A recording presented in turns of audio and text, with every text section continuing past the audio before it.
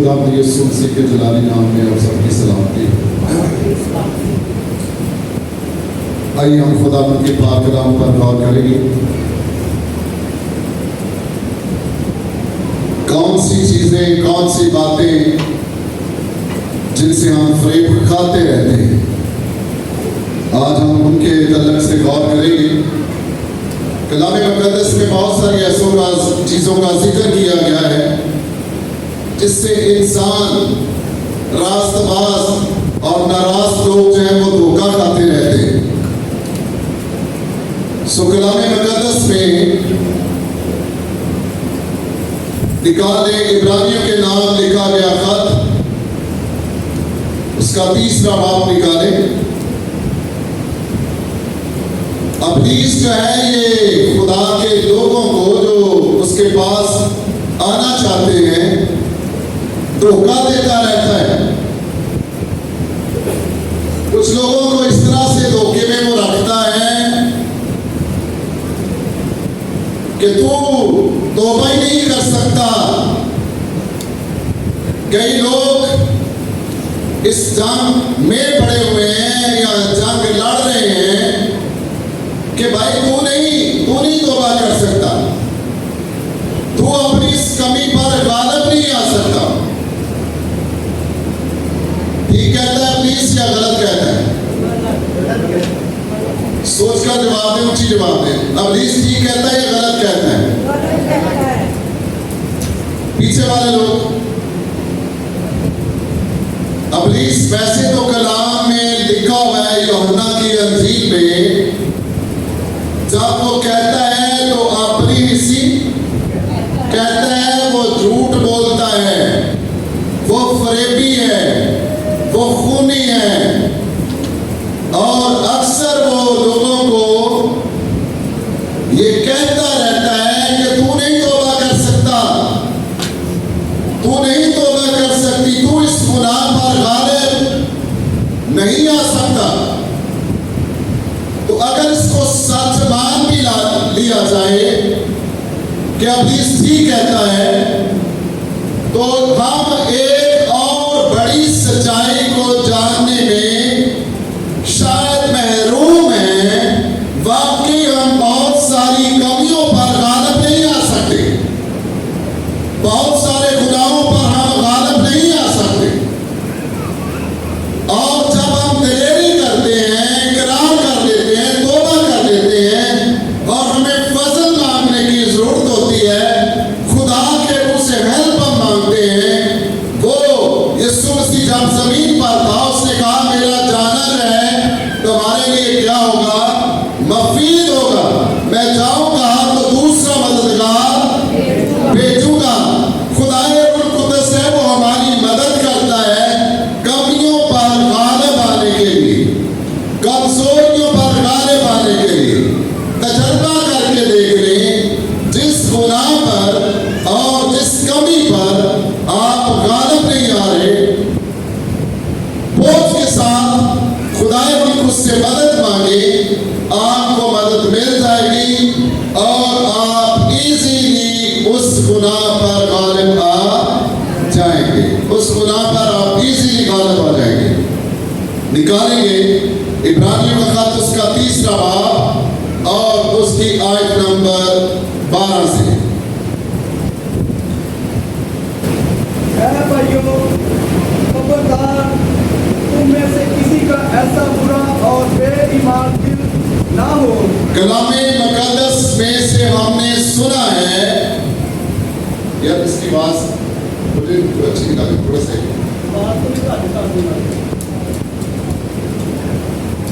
लिखा गया, ऐ भाइयों खबरदार, तुम में से किसी का कैसा ऐसा बुरा और बेईमान दिल ना हो जो जिंदा खुदा से फिर जाए। कैसे फिरता है?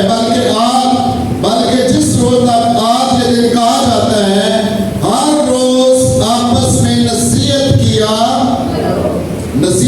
करो, ताकि तुम में से कोई गुनाह के फरेब में आकर क्या ना हो जाए, सब सख्त दिल ना हो जाए, ताकि तुम में से कोई गुनाह के फ्रेम में आकर क्या ना हो जाए, सख्त दिल ना हो जाए।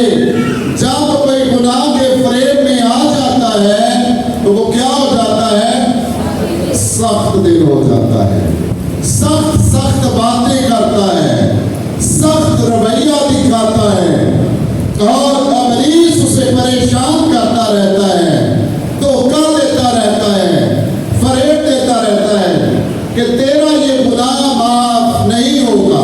माफी कई दफा में मिल चुकी होती है और यकीन करना मुश्किल हो जाता है, क्योंकि इसके पीछे इब्लीस की बड़ी कुव्वत काम कर रही होती है कि तेरे इस गुनाह की माफी तुझे। ये कलाम एक्टिंग करने वाला कलाम है, होशियार करने वाला कलाम है, बेदार करने वाला कलाम है। हम सुनेंगे तो हम कई एक मुश्किलों से जिनमें हम फंसे हुए हैं हम बाहर आ सकते हैं, हम इब्लीस को शर्मिंदा कर सकते हैं। इब्लीस बहुत सारे लोगों को ये बताता रहता है और लोग क्या करते हैं, बड़े गौर से उसकी बात सुनते हैं, गौर से सुनते रहते हैं कि वाकई वो फिर अपने आप से गुफ्तगू करते रहते, वाकई शायद ये मेरा गुनाह माफ, जो मैंने गलती की है शायद किसी को भी पता नहीं है, पता भी सिर्फ उसको है, लेकिन इब्लीस लोगों को क्या करता रहता है, परेशान करता रहता है कि तेरा ये गुनाह माफ। अगर हम दिल से माफी मांग लेते हैं तो यकीन करें उसी वक्त में माफी मिल जाती है। उसका फजल जो है हर एक गुनाह पर क्या आता है, हर एक गुनाह पर गालिब आता है।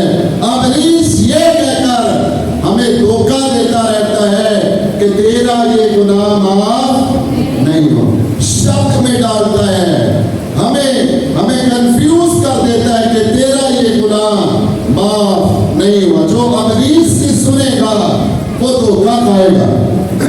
कलामे मुक़द्दस में इसकी मिसालें हैं, जो इब्लीस की सुनेगा उसके साथ क्या होगा। बड़ी आसान सी बात है, बता दिया आपने। बोले मुझे पता है गर्मी ज्यादा है, मैं कोशिश करूंगा इसको दो हिस्सों में बयान किया जाए।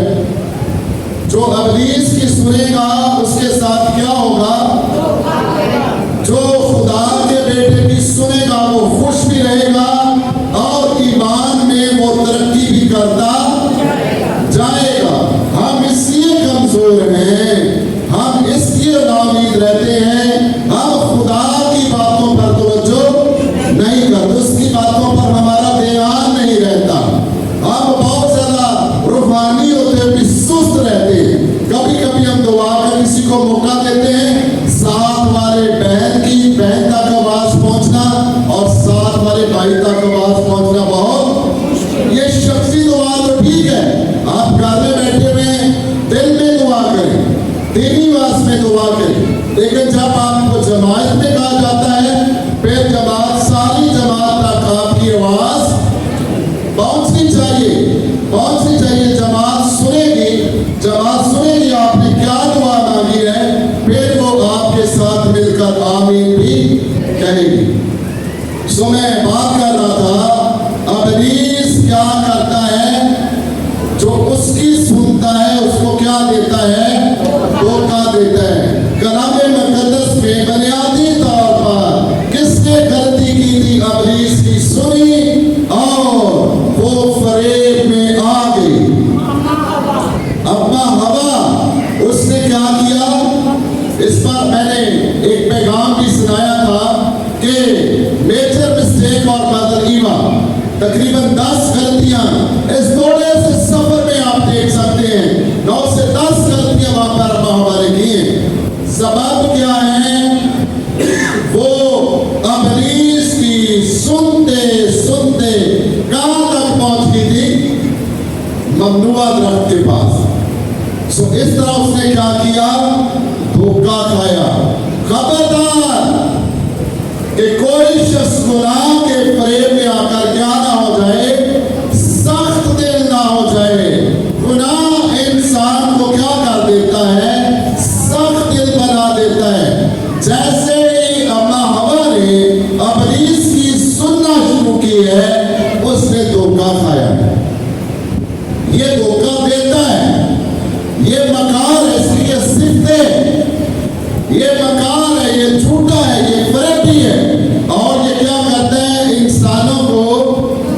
देता है। खास तौर पर इसका टारगेट कौन से लोग हैं? इसके टारगेट कौन से लोग हैं? सारे ये अपने लोगों को धोखा नहीं देगा, सीधी सी बात है। इसके टारगेट कौन से लोग हैं? खुदा के लोग। बागे अदन है खुदा की हजूरी।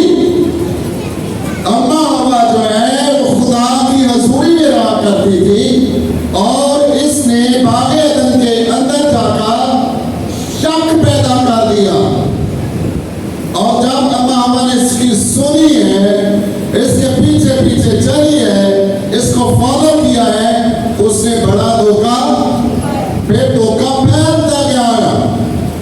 और जब अल्लाह की इजाजत लगी और खुदा ने कहा क्योंकि तूने अपनी बीवी की क्या की बात मानी है, तूने अपनी बीवी की बात मानी, बीवी की बात मानकर तूने भी क्या किया?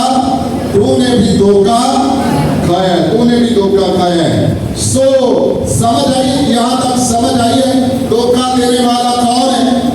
इब्लीस, हमारा दुश्मन, मकार। अगर कोई शख्स भी भाइयों में से, बहनों में से किसी की नेचर में यह बात है कि दूसरों को धोखा दिया जाता है, तो वो हकीकत में किसको फॉलो कर रहे हैं? वो इब्लीस को फॉलो कर रहे हैं। कभी कभी इंसान को होता नहीं है रूहानी तौर पर, ठीक है, रूहानी तौर पर कभी कभी हमारा मेयार वो होता नहीं है जो हम दूसरों को बताते रहते हैं। कलामे मुकद्दस में मना किया गया है, गलतियों के खत में लिखा हुआ है कि कोई शख्स ऐसा ना करे, उस तरह अपने आप को ना समझे जैसा वो ना हो। गलतियों 6 बाब उसकी 30वीं आयत पढ़े।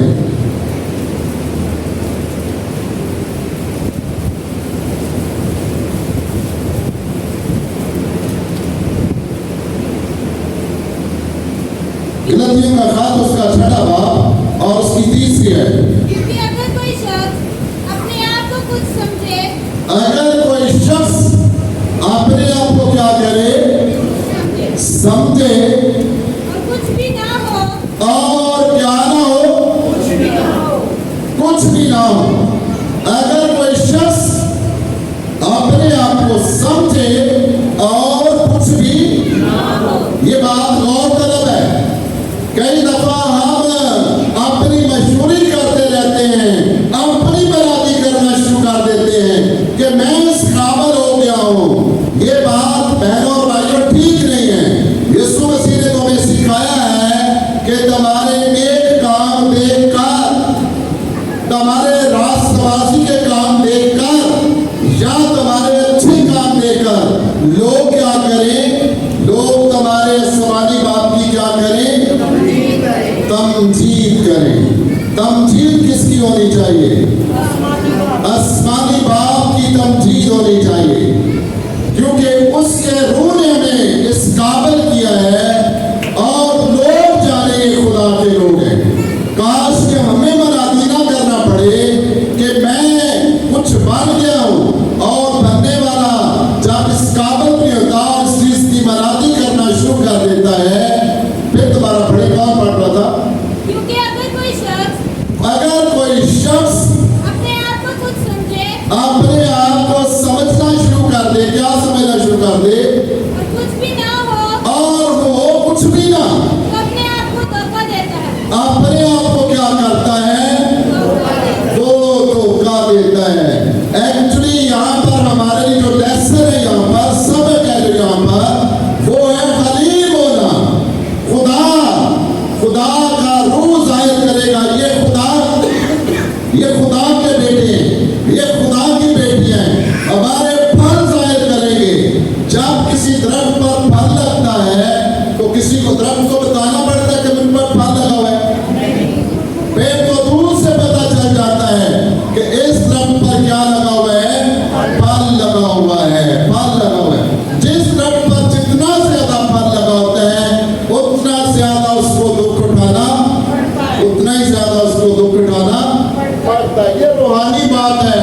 जितना ज्यादा हम हलीम होते जाएंगे, जितना ज्यादा हम बढ़ते जाएंगे, हमें ठोकरें लगेंगी, हम रद्द किए जाएंगे। लेकिन अगर हम वो ऐसे ना जो हवाला हमने पढ़ा है और हम जाहिर करें, तो कलाम कहता है फिर हम क्या करते हैं, किसको धोखा देते हैं? अपने आप को धोखा देते हैं। सो कभी ना कहें कि मैं इस काबिल हो गया हूं।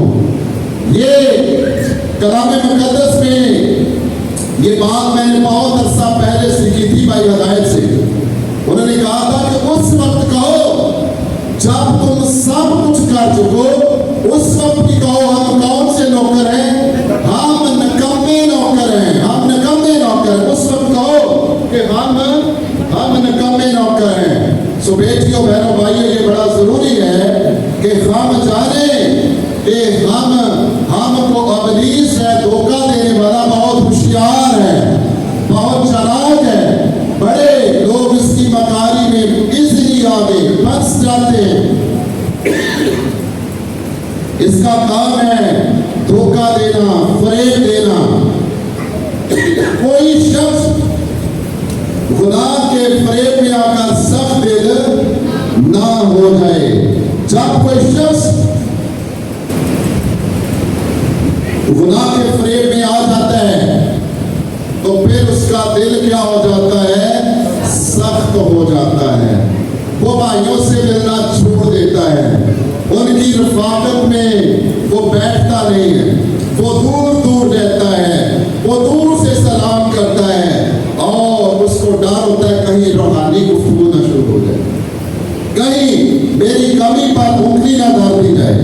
सो बेटियों बहनों भाइयों, ये बड़ी गलत फहमी है जब कोई शख्स अपने आप को वो समझना शुरू कर दे जो वो नहीं है। सो और भी बहुत सारी बातें हैं जो इंसान को क्या करती हैं? धोखा देती हैं, धोखा देती हैं। सो कलाम मुकद्दस में आपने कई बार इस शख्स के मतलब सुना है कि लूत को किस चीज ने धोखा दिया था, फरेब दिया था। जब लूत के चरवाहों के दरमियान और इब्राहिम के चरवाहों के दरमियान झगड़ा हुआ तो इब्राहिम ने कहा हम क्या है, आपस में क्या है, भाई भाई हैं। और चलते चलते ये बात मैं आपको बताता हूं, बहुत सारे लोग अपनी मिशन की, अपने चर्च की मनादी करते हैं। हमारी मिशन इतनी पुरानी है। लूत का और इब्राहिम का आपस में क्या रिश्ता था? चाचा और भतीजा था। लेकिन ये बुनियाद पड़ गई है कि वो क्या हो गई, भैया पर एक छोटी सी जमात की बुनियाद पड़ी है। यीशु मसीह कहते हैं कि यहाँ कितने लोग जमा होंगे? 2 या 3। वहां मैं क्या होगा? यहाँ पर भाइयों की जमात की बुनियाद पड़ी है। हम आपस में क्या है? बुनियादी रिश्ता था चाचा और भतीजा। कभी किसी को जवाब देना पड़े, कोई कहे हमारी मिशन बहुत पुरानी है, क्या भाई होगी, लेकिन कलाम इस चीज की तस्दीक करता है भाइयों की जमात है वो सबसे पुरानी है। कलाम इसकी शहादत। लेकिन बात ये जनरल सी बात जो मैंने कर दी। सो लूत ने किस चीज से धोखा खाया है? जब इब्राहिम कहता है मेरे चरवाहों के दरमियान और तेरे चरवाहों के दरमियान झगड़ा ना हो, तो लूत ने जिस चीज को चुना था उसने वहां के इलाका देखा, यहाँ पर सब्जा ज्यादा था, ग्रास ज्यादा थी। उसने वो इलाका चुन लिया और थोड़ी देर के बाद बड़ी मुसीबत में पड़ गया। जो सब्ज बात दिखाते हैं वो अक्सर दूसरों को क्या देते हैं? धोखा देते हैं। लूत इस सबब से उसने बेच दिया जहां पर इतनी घास नहीं है, शायद उसके जानवर इतने सेहतमंद वहां पर नहीं होंगे, लेकिन बाद में क्या होता है, थोड़े अरसा के बाद लोथ की जरूरत पड़ जाती है। जब लोग मखालिफ उसको असीर करके ले जाते हैं। सो बेटियों बहनों भाइयों, खबरदार रहना चाहिए। धोखा देने वाला मकार झूठा है, वो खुदा के लोगों को क्या करता है, धोखा देता है। लूत आपके ख्याल में कैसा शख्स था? रास्तबाज था या नहीं रास्तबाज था? कहां से पता चलता है ये रास्तबाज था? कलाम मुक़द्दस में इसके तलब से जब हम बाइबल स्टडी सुन रहे थे तो ताहिर साहब ने कहा, अगर ये रेफरेंस लूत के मतलब लिखा हुआ ना मिलता तो शायद लूत को रास्तबाज मानना बहुत मुश्किल हो जाता, उसको रास्तबाज मानना बहुत मुश्किल हो जाता। सो ये कलाम मुक़द्दस में इसका जिक्र हमें खत में मिलता है। आइए निकालें पत्रस का दूसरा खत,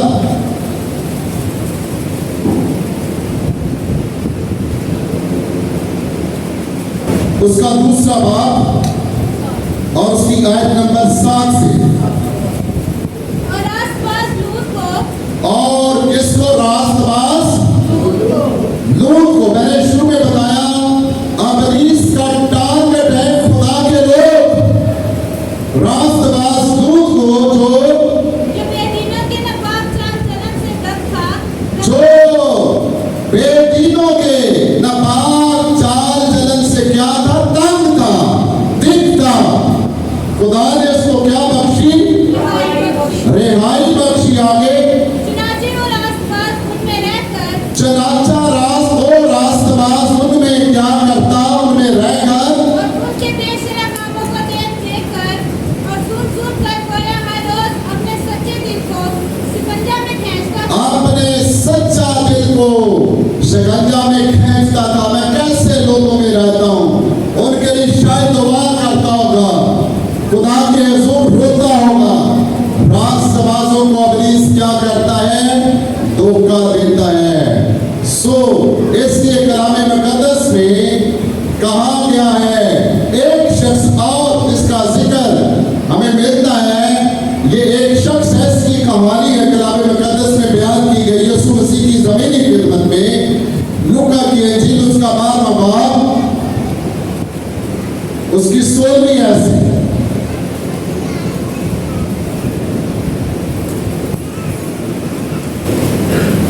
और उसने उनसे एक तमसील कही, उसने उनसे कितनी तमसीलें कही?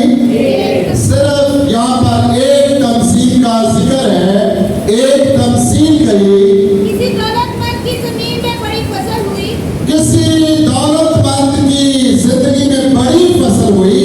बस वो अपने दिल में सोचकर कहने लगा, उसने लोगों को बताया, मेरे यहाँ बड़ी फसल हुई है। उसने दिल में सोच कर कहा, आगे कि मैं क्या करूं, क्योंकि मेरे यहाँ जगह नहीं जहाँ मैं क्या करूं, मेरे यहाँ जगह कम पड़ गई है, मेरे यहाँ जगह नहीं है जहाँ अपनी पैदावार भर रखूं। मैं अपनी पैदावार भर रखूं। उसने कहा, मैं यूं करूंगा कि अपनी कोठियां ढाकर उससे बड़ी बनाऊंगा और मैं क्या करूंगा? अपनी कोठियां ढाकर उन्हें क्या करूंगा? बड़ा बनाऊंगा। आगे और उनमें अपना सारा अनाज उनमें अपना ज्यादा अनाज भर दूंगा, रखूंगा। और अपनी जान से कहूंगा, अपनी जान से कहूंगा, हाय जान, ऐ जान, खा पी और क्या कर, खुश रह। खुश रह। तेरे पास बहुत कमाल है बना। तेरे पास कितना माल है? बहुत सा माल है। और कितने सालों के लिए है? बहुत से बरसों के लिए है। और आगे सुनने वाली बात है, मगर खुदावंद ने उससे कहा, आए नादान, इसी रात तेरी जान तुझसे तलब कर ली ऐ जाए।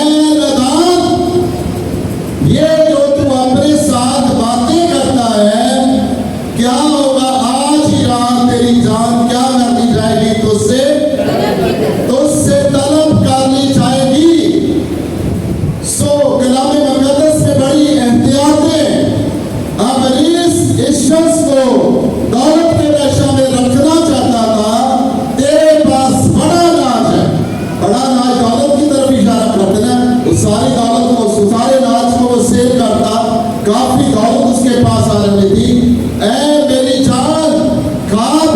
आराम कर, तेरे पास बहुत से बरसों के लिए बहुत कुछ है। मैं चलते चलते बताता हूँ, बहुत सारे लोग आजकल दौलत को उन्होंने बुरा कहना शुरू कर दिया। दौलत बुरी नहीं है, दौलत नहीं बुरी है, ये मोबाइल भी बुरे नहीं। दौलत का इस्तेमाल या किसी भी ऐसी चीज का इस्तेमाल अच्छा या बुरा होता है, हम उस चीज को बुरा कहना शुरू कर देते हैं। हर चीज के अच्छे पहलू भी है और बुरे पहलू भी है। ये हम पर डिपेंड करता है कि हम उसको कैसे इस्तेमाल करते हैं।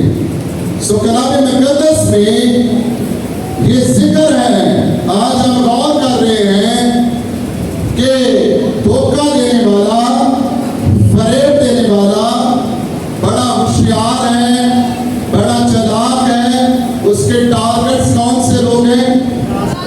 रास्तबाज लोग हैं।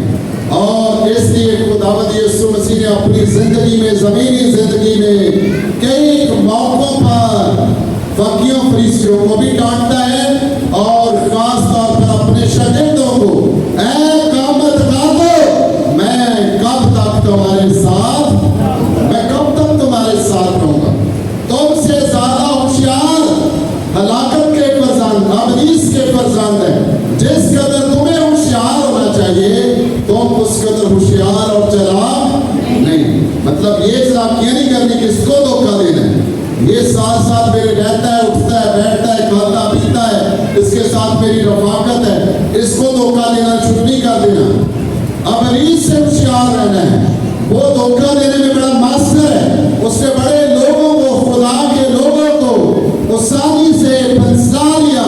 इब्रानियों के खात में लिखा हुआ है, आओ अगुवाओं का ऐसा बड़ा बादल जो हमें घेरे हुए है, आओ हम हर एक बोझ और हर एक गुनाह को जो हमें किस तरह अपनी गिरफ्त में ले लेता है, आसानी से अपनी गिरफ्त में लेता या नहीं लेता। कई ख्वाहिशें, कई एक काम हमें बड़ी आसानी से अपनी गिरफ्त में ले लेती हैं और पता कब चलता है, जब हम धोखा खा चुके होते हैं, जब हम धोखा खाकर बैठ जाते हैं, फिर हमें पता चलता है कि धोखा देने वाला धोखा देकर चला गया। चले, ये बात ठीक है, वो धोखा देता है।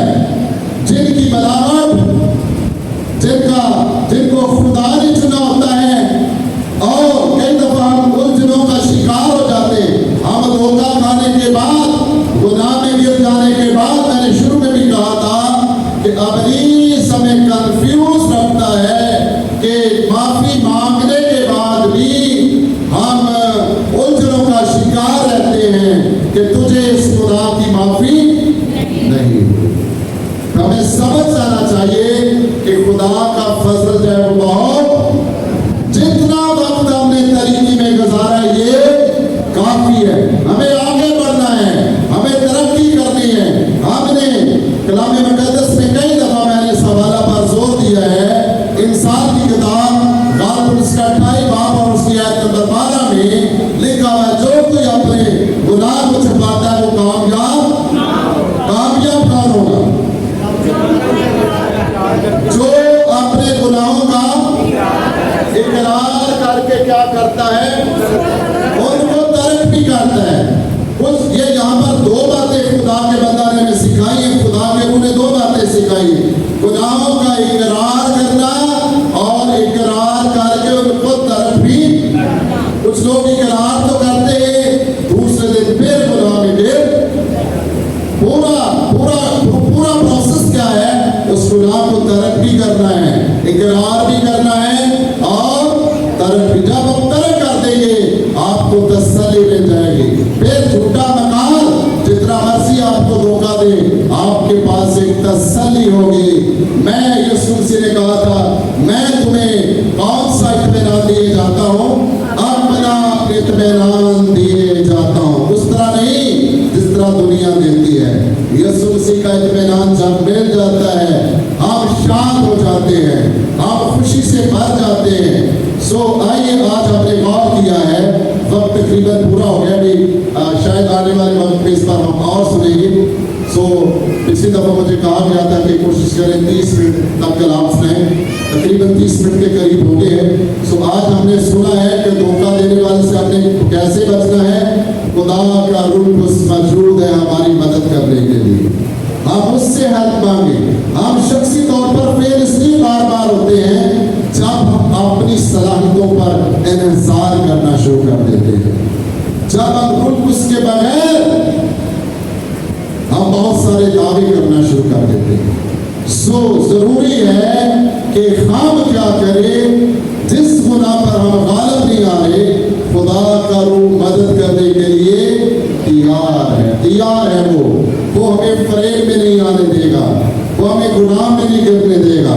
अगर क्योंकि खुदा के लोग गिर गए, नबियों को उसने करा दिया, बादशाहों को उसने करा दिया, लेकिन हमारे पास तसल्ली क्या है, उठाने वाला भी मौजूद है, उठाने वाला मौजूद है। और तसल्ली हमारे पास क्या है, उसका फजल हर एक गुनाह पर क्या आता है, गालिब आता है। तो फिर शायद आज कुछ बहनें और भाई हैं जिनको इब्लीस ने क्या कर रखा है, कंफ्यूज कर रखा है कि तू तो तौबा ही नहीं कर सकता है। नहीं, कुछ लोगों को मैं बार बार कहता हूँ, शायद कुछ लोगों को मैंने 50 बार याद रहा है तुझे तौबा करने की जरूरत है। वो मैं कहता हूँ तौबा कर ले, ऐसे नीचे मुंह कर हंसते रहते हैं। और यीशु मसीह ने कहा था एक शख्स को, अभी तुम क्या करते हो, तुम हंसते हो, उस वक्त तुमसे रोया भी नहीं जाएगा, तुमसे रोया भी नहीं जाएगा।